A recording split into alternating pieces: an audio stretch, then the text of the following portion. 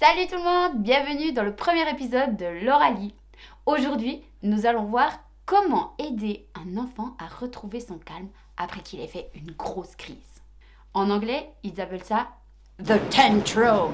C'est quand t'es au magasin et que ton enfant veut absolument la petite voiture rouge et qu'il commence à taper des pieds et à se rouler par terre. Ou alors vous l'habillez et vous lui mettez ses chaussures alors qu'il voulait celle-là. Bref, votre enfant vit une émotion hyper forte et il n'arrive plus à se gérer.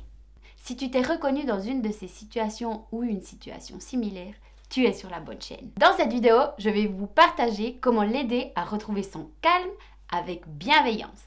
Mais avant, générique!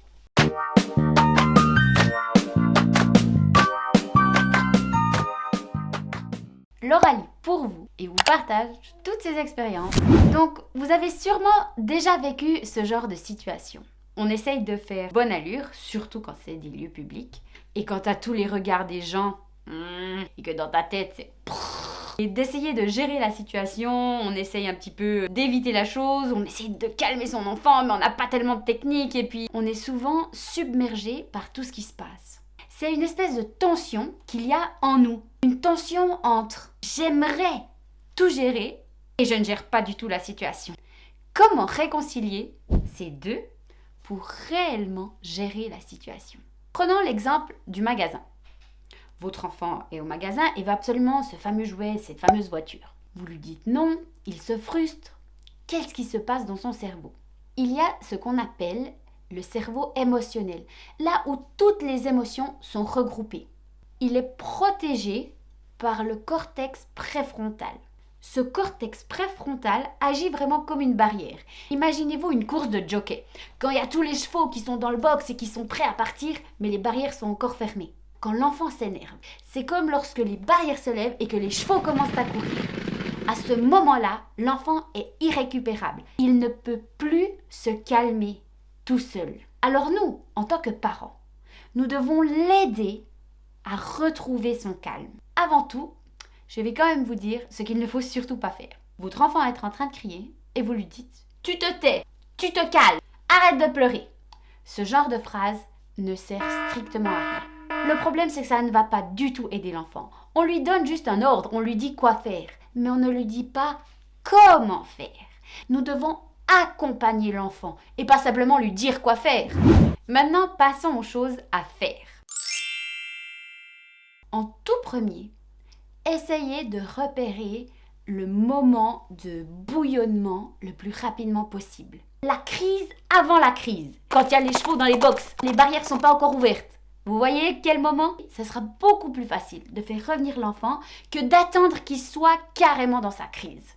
Mets-toi à sa hauteur. Parle-lui. Explique-lui. C'est là le plus important.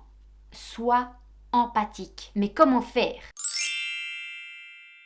Décris ce que l'enfant est en train de vivre, ce que l'enfant est en train de ressentir. Tu peux commencer simplement ta phrase en disant « Je vois que tu es triste. Je vois que tu as très envie de cette voiture rouge. » Décrivez vraiment ce qui se passe. Et ça, c'est le point qui va absolument changer vos résultats. Je vous dis même, vous vous sentirez bête à le faire. Mais faites-le. Testez, essayez. Souvent, ça suffit déjà pour calmer la crise. Une fois que vous avez reformulé la situation, que vous avez vraiment décrit les choses telles qu'elles se sont passées, vous pouvez à ce moment-là l'aider à retrouver son calme. On lâche tout. On se pose, on va vers notre enfant et on lui parle calmement, lentement. Vous pouvez aussi l'aider à retrouver sa respiration. Par exemple, ce que j'aime bien faire avec mes élèves, c'est utiliser le gâteau d'anniversaire. Vous lui dites « Hé, regarde, c'est ton gâteau d'anniversaire. Tu te souviens? Tes bougies. Tu as quel âge? 4 ans. Ok, regarde, c'est tes 4 bougies. Essaye de les souffler. » En soufflant les bougies, c'est une façon d'utiliser le cortex préfrontal pour couvrir le cerveau émotionnel. Non seulement on va l'aider à reprendre sa respiration, à fermer la barrière, mais on va diriger son attention vers quelque chose d'autre. Si vraiment il refuse de souffler sur les bougies ou de faire les exercices de respiration. Dirigez son attention vers autre chose. Mais attention d'avoir d'abord pris en considération ce qu'il était en train de vivre. Plus vous le ferez, plus votre enfant saura que vous réagissez ainsi et plus il vous écoutera.